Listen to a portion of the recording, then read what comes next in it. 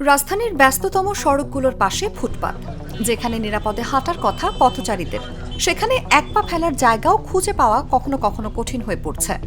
ফুটপাত দখল, জনদুর্ভোগ আর বিশৃঙ্খলার এই পুরনো সমস্যা সমাধানে কয়েক বছর আগে বড় উদ্যোগ নিয়েছিল ঢাকার ২ সিটি কর্পোরেশন। রাস্তা ও ফুটপাতে সাদা রঙের দাগ টেনে নির্ধারণ করে দেয়া হয়েছিল হকারদের ব্যবসার সীমানা। লক্ষ্য ছিল একটাই, ফুটপাত থাকবে পথচারীদের জন্য উন্মুক্ত, আবার হকাররাও নির্বিঘ্নে চালিয়ে যেতে পারবেন তাদের জীবিকা।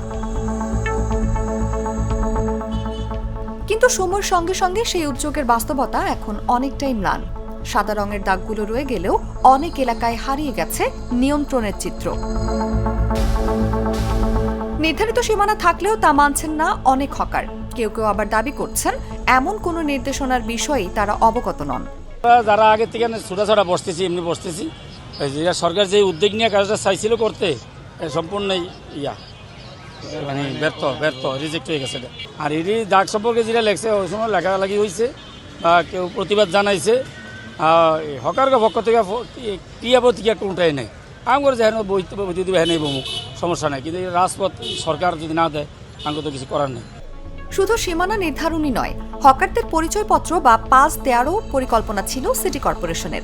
অভিযোগ রয়েছে, শুরুতে কিছু পাস বিতরণ করা হলেও বর্তমানে সেই কার্যক্রম কার্যত বন্ধ হয়ে গেছে। ওই দাগ খালি করে দেওয়া গেছে, ওই পর্যন্ত শেষ। আইসা বলে দেওয়া জানে যে আপনারা এখানে বসবেন বা এখানে থাকবেন, এর বাইরে আসবেন না, এরকম কিছু বলে নাই।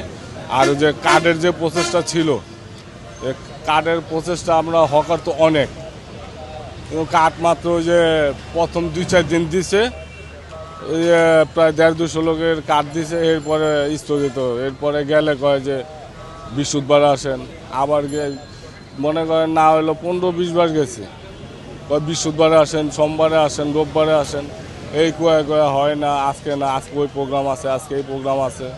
এই অবস্থায় সবচেয়ে বেশি ভোগান্তিতে পড়ছেন পথচারীরা। অনেক এলাকায় ফুটপাতের বড় অংশ দখলে চলে যাওয়ায় বাধ্য হয়ে সড়ক দিয়ে চলাচল করতে হচ্ছে সাধারণ মানুষকে। সরকার যদি নির্দিষ্ট একটা জায়গার ভিতরে দিত তাহলে আমার মনে হয় ভালো হয়। এই যেমন এই জায়গাটা দেখেন, মাঝে মধ্যে দেখা যায় যে এখান থেকে এই রাস্তাটুকু থাকে না, এই যতটুকু রাস্তা আছে গাড়ি চলাচল এবং মানুষ জনসাধারণের জন্য চলাচলের জন্য, দেখেন এই যে ফুটপাত আছে, এখান থেকে আসলে আপনি হাইটে যেতে পারবেন না। দেখা যাচ্ছে যে এটা আসলে যারা এখানে বসছে ওদের আসলে কিছু ফল থাকতে পারে, যেখানে এই যে দাগ দেওয়া হয়েছে, অনেকে দেখা যায় দাগের বাইরেও আছে, কিছু দাগের সামনেও আছে। যেমন ওরা আসলে যাবে কোথায়, এবং সরকারও বা আসলে কী করবে? সরকারও আসলে যে এককভাবে কোনো সিদ্ধান্ত দেবে এরকম কোনো কিছুই না। পথচারীদের মতে শুধু উচ্ছেদ অভিযান কিংবা সাময়িক পদক্ষেপে সমস্যার স্থায়ী সমাধান সম্ভব নয়। হকারদের জন্য পরিকল্পিত ও কার্যকর পুনর্বাসন ব্যবস্থা না করলে একই চিত্র বারবার ফিরে আসবে। যে মানুষের বেকার কর্মসংস্থান নাই, বিধায় কি করবে? ফুটপাতে ১০০ টাকা দেওয়া বা ২০০ টাকা দৈনিক দেওয়া লাগলেও দিয়া এরা একটা ব্যবসা বাণিজ্য করতেছে, এদের কর্মসংস্থান, বউ বাচ্চা নিয়ে তারা খাওয়া দাওয়া করতেছে। কিন্তু এদের আগের বাংলাদেশের যে মানুষের যে কর্মসংস্থান, এটার আগে ব্যবস্থা করতে হবে। হকারদের জীবিকা যেমন গুরুত্বপূর্ণ, তেমনি গুরুত্বপূর্ণ পথচারীদের নিরাপদ ও স্বাভাবিক চলাচলের অধিকার।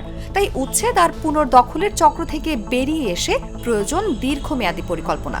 সংশ্লিষ্টদের মতে সুষ্ঠু ব্যবস্থাপনা ও টেকসই পুনর্বাসনের উদ্যোগী পারে রাজধানীর ফুটপাতকে ফিরিয়ে দিতে তার প্রকৃত পরিচয়, পথচারীদের জন্য উন্মুক্ত ও নিরাপদ চলাচলের স্থান। নিউজ ডেস্ক, জাগো নিউজ।